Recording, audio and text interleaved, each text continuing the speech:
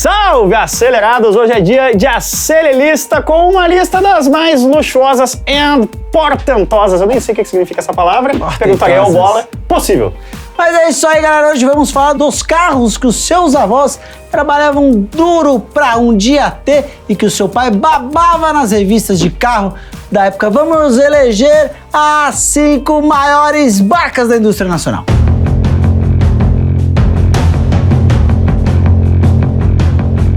Pois é, essa é uma edição especial náutica aqui no Acelerados. Juntamos os sedãs mais majestosos, imensos e faraônicos vendidos no Brasil, principalmente na época em que as importações eram fechadas e não dava para apelar para as principais marcas de carros de luxo. Lá de fora, então, o luxo aqui era sinônimo de tamanho. Roda a vinheta aí. Começamos no quinto lugar com um carro tão icônico para o Brasil que marcou época tanto como esportivo quanto como sedã de luxo, o Chevrolet Opala e mais especificamente no caso das marcas a versão Diplomata. Belíssimo Opalão lançado no Brasil em 1968, ano do AI-5. Se você não sabe o que é o AI-5, abra o Google e estude um momento triste do nosso Brasil. Mas o Opalão foi sim uma felicidade naquela época e teve desde o início da vida as versões focadas no conforto, como a luxo e a gran luxo. Mas a faceta barca do Opalão só foi consolidada mesmo em 1980, com o lançamento da versão Diplomata chiquérrima, a mais cara da linha e cobiçada. É verdade, uma faceta com cedilha, inclusive, coisa que eu nunca tinha visto. Ela tinha como destaque itens de alto luxo na época, como direção hidráulica, rádio com toca-fitas e ar-condicionado, inclusive com saída para o banco de trás a partir de 81, coisa que até hoje é item de luxo aí, né? Vendido em carroceria coupé ou sedã, o Diplomata ainda era o único dos Opala a ter o motor 6 canecos 4.1, além, é claro, do esportivo SS, que também tinha usina. Ele foi o único a resistir aos anos 80 e à crise do petróleo. Ele foi... Posso? Ele foi o único a resistir... Ele foi o único... Fechou o Luxemburgo, tá aí, ó. Ele foi o único a resistir aos anos 80 e à crise do petróleo, que fez com que os donos de carros V8 ficassem íntimos dos frentistas e de seus gerentes de banco, chamando todos pelo nome naquela época. Era muito Gastão. Eram muitos Gastões? Era muito Gastão? Gastão. O amigo do Pato Donald, né? O Opala Diplomata só saiu de linha em 92, depois de 12 anos de labuta e ostentando muito luxo por aí. Tem boas memórias desse carro. É verdade, e se você quer matar a saudade de um Opalão Diplomata, fica a dica aí, Miau, Museu da Imprensa Automotiva aqui em São Paulo, tem lá um Opalão em que você entra dentro para assistir através do para-brisa filmes sensacionais sobre a história do Opala. Belíssimo trabalho do nosso colega jornalista automotivo Marcos Rosen. Parabéns por esse trabalho. Vale a pena visitar o Miau e contribuir para essa história bonita. Nacional e favor. Esse comercial é bom pra assistir numa caravan com os bancos deitados que você já dorme, né? Você acaba de assistir o maestro Diogo Pacheco, mais uma vez dirigindo uma orquestra. Mas parabéns, que porcaria de comercial! Esse comercial, ele é legal, só tem um probleminha. É muito ruim. Nossa Senhora! O quarto lugar tem uma origem americana e um pezinho na esportividade. Estamos falando dele, o idolatrado, sensacional Dojão Dart. É verdade, se você falou que o Opala veio num ano ruim, 68, ano do AI-5, 1970, ano do tricampeonato, Pelé, Tostão, Rivelino, o Dart Nacional era baseado no modelo americano de 69, mas tinha um papel muito diferente nos dois mercados. Se por lá... O que foi?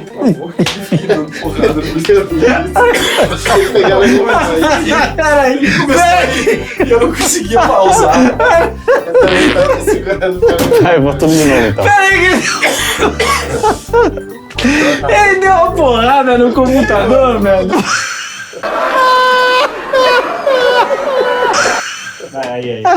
É verdade, você falou em 68, um ano triste com o AI-5, já o Dart veio num ano muito feliz, 1970, tricampeonato, Tostão, Pelé, Gerson, Rivelino, era o ano em que o Dart Nacional aparecia, baseado no modelo americano de 69, mas com um papel diferente em cada mercado. Por lá ele era considerado um sedã compacto naqueles tempos pré-crise do petróleo, já que era um marco de conforto e luxo. Na primeira metade da década de 70, o Dart foi uma lenda nacional. Chegou a ser o carro mais rápido do Brasil com um V8 5.2 de 198 cavalos, coisa rara para aquela época, que atingia 180 km por hora. É verdade que não tinha o luxo e o conforto de outros rivais dessa lista, mas compensava com boa estabilidade, principalmente para um transatlântico deste porte. VDD, o reinado do Dart começou a ruir com a explosão do preço da gasolina a partir de 73. Saiu de linha em 81, depois de mais de 70 mil unidades vendidas, e como um dos últimos carros nacionais da época com um projeto de origem americano-estadunidense. Temos imagens do Dart duas portas acelerando na quarta volta rápida da história dos acelerados, lá em 2014. Curtam aí um pouquinho. Rubito caindo do banco.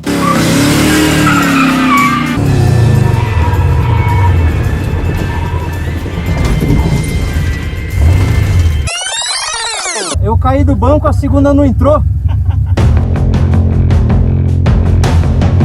A medalha de bronze vai para um carro que conseguiu juntar os dois países do mundo que mais sabem fazer coisas bonitas, mas que não funcionam tão bem assim. O ítalo-brasileiro Alfa Romeo 2300. Gostei do texto, Bola. Lançado em 74, o 2300 foi o primeiro Alfa Romeo a ser produzido fora da Itália na história, uma cortesia da Fenemé, a fábrica nacional de motores que já montava desde 1960 o 2000JK lá em Duque de Caxias, no Rio de Janeiro, também baseado em um modelo da Alfa. VDD, o 2300 era um projeto bem mais moderno, baseado na Alfetta de 72, bota aí o Gorlami. E trazia inovações importantes para a época, como freio a disco nas 4 rodas. O motor 2.3 de 140 cavalos fazia o sedã ser ágil para aquela época, mas a baixa qualidade de montagem prejudicava a fama do 2300, que enferrujava muito, né? É mesmo, é Nos verdade. fracos. Foi só quando a Fiat comprou a Fenemé em 77 e trocou a produção do 2300 para Betim, lá em Minas Gerais, que as falhas foram solucionadas. A Fiat, aliás, foi atualizando o 2300 aos poucos, até ele não conseguir fazer mais frente aos rivais modernos que chegavam. A produção terminou em 1986, depois de quase 30 mil unidades vendidas e muitos corações apaixonados e alguns quebrados aí, espalhados pelo nosso Brasil. Afinal, né? Esse italianão despertava muita paixão, mas que coisa impensável nos dias de hoje, né? Uma marca fazer uma propaganda que, de certa forma, reverencia aí os concorrentes. Falando em propaganda, temos aí um comercial do Alfão 2300. Alfa Romeo 2300. Um encontro do luxo com a beleza.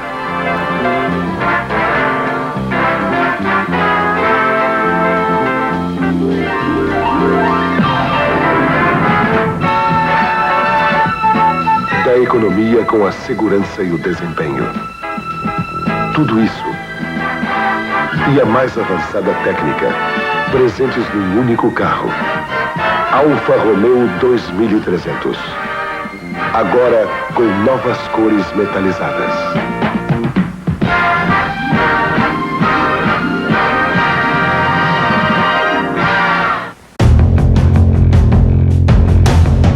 A medalha de prata dessa lista é basicamente o primeiro carro de luxo fabricado no Brasil e com um dos melhores apelidos já criados para um carro, o francês Cinca Chambord. Lançado em 1959 e produzido em São Bernardo do Campo, o Chambord era chocante e gira da época pelo desenho tipicamente americano. Baita conforto ao rodar e um bando de itens de luxo como seletor de tom de buzina, olha isso, acendedor de cigarro para a traseira e faróis de neblina. Era um verdadeiro luxo, mas o V8 de 84 cavalos, preste atenção, um V8 de 84 cavalos de origem francesa fez o Chambord ganhar o apelido de Belo Antônimo, um personagem... Belo Antônio. Fez o Chambord ganhar o apelido de Belo Antônio, um personagem de um filme italiano da época que era bonitão, mas na falta de uma palavra melhor, não funcionava muito bem ali na hora H. Ainda veio a versão Presidência ou Presidência em 61, com alterações no carburador e 105 cavalos, mas sabe como é? Apelido bom nunca vai embora. O Chambord ainda virou ícone nacional ao ser a estrela da série O Vigilante Rodoviário, sensacional série. Solta um pedacinho da abertura aí.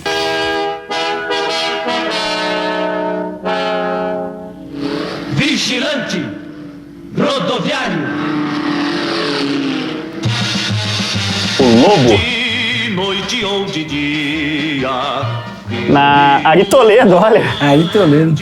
Na minha família, aí, festas de fim de ano e tal, depois de algumas doses, rola um... Aí minha mãe, minha tia e tal, todos tinham decoro dessa música e rolava um coro. Forte confiante.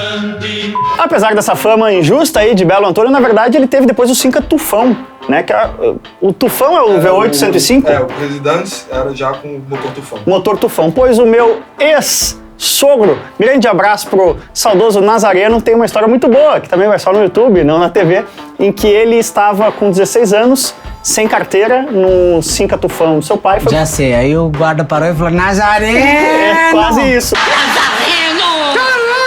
O guarda parou e ele, apavorado, né? Ele e os amigos, sabia que a casa tinha caído. Isso aí em Porto Alegre, no paralelepípedo na chuva, um dia molhado. Ele pensou em fugir e o amigo falou, não, espera o policial. Nunca faça isso, hein?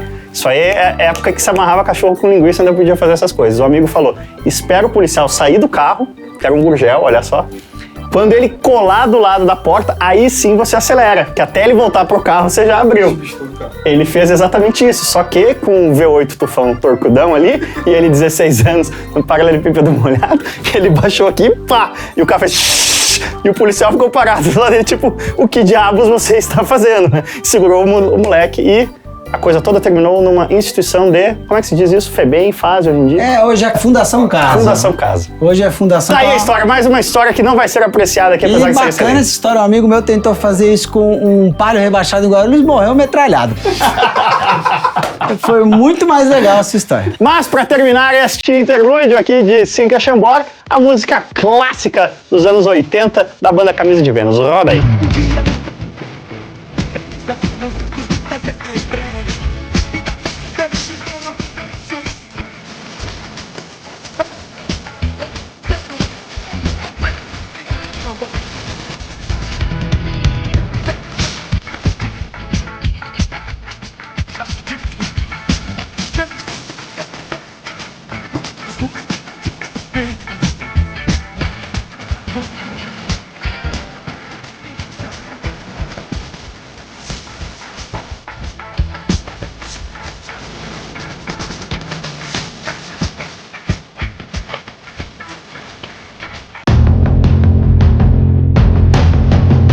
O primeiro lugar da nossa lista é inevitável, tão óbvio quanto imenso, o Ford Galaxy, especialmente em sua versão topo de linha, o Landau. Lançado em 67, o Galaxy começou a vida como sendo o primeiro Ford fabricado em solo brasileiro. E com seus... Para tudo aí. Economia de gasolina no novo Landau a álcool. Se decida. Essa... Não. Tem alguma coisa nesse texto aí. Tem erro. Mas segue o baile. Que coisa, hein, amigo? Essas feras. Inclusive, um Landau a álcool devia ser super econômico, realmente. Lançado em 67, o Galaxy começou a vida como sendo o primeiro Ford fabricado em solo brasileiro, com seus 5,40 metros de comprimento, 2 de largura e mais ou menos uns 12 metros entre o eixo traseiro e o fim do carro. Ele foi por quase 20 anos o máximo de luxo, ostentação e status que um carro nacional poderia dar. Era realmente sensacional. E toda essa imagem de luxo nem era tanta culpa assim do motor V8 de 4,5 litros e 164 cavalos dos primeiros Galaxy, ou mesmo dos de 190 cavalinhos das versões seguintes, ou ainda do câmbio automático de 3 marchas, o primeiro automático brasileiro. A moral vinha assim, do imenso interior, com 2 bancos inteiriços, espaço para 6 adultos, pivôs da NBA, acabamento interno em Jacarandá e luxos como ar-condicionado e direção hidráulica, e pivôs da NBA aí como referência foi até comportadinho bola, porque na verdade esses bancos inteiriços eram famosos por outra coisa. Outras utilidades. É verdade. A versão Landau veio em 72 com uma topo de linha com bancos de couro ou cetim calotas raiadas e a famosíssima e bela capota de vinil. Aliás, foi exatamente o Landau o responsável por ser o último Galaxy a ser vendido em 83, depois de 77 mil unidades nas ruas. E aí, só como pequena curiosidade, se colocarmos todos os Galaxy vendidos no Brasil, um atrás do outro, daria para encher de luxo a Via Dutra inteira do Rio a São Paulo. Você fez essa conta bonitinha na calculadora? 77 mil vezes 5,4 metros, dá tipo 430 mil metros. Que é 430 quilômetros. Muito bom. Que é mais ou menos a distância da Dutra. É um monte de conta. Isso é o máximo de conta que o jornalista vai conseguir fazer. Com o auxílio de uma calculadora. Então vamos ver o comercial clássico do Galaxy para encerrar esta acelerista.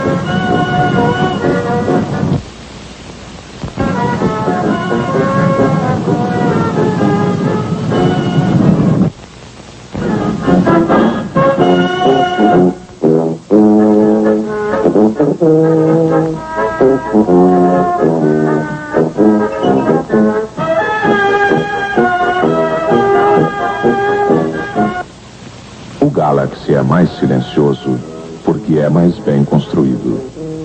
E você mesmo pode sentir isso.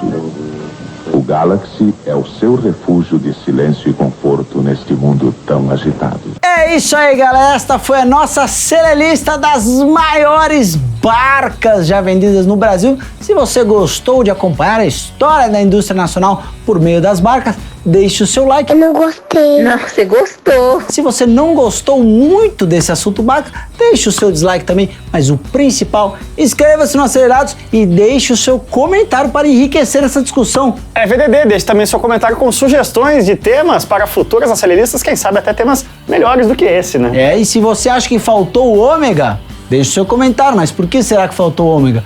Ele vem aí numa próxima lista.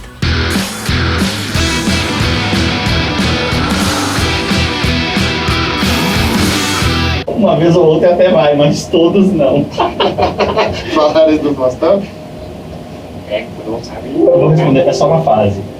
Não, responder essa uma Já tinha fase. respondido.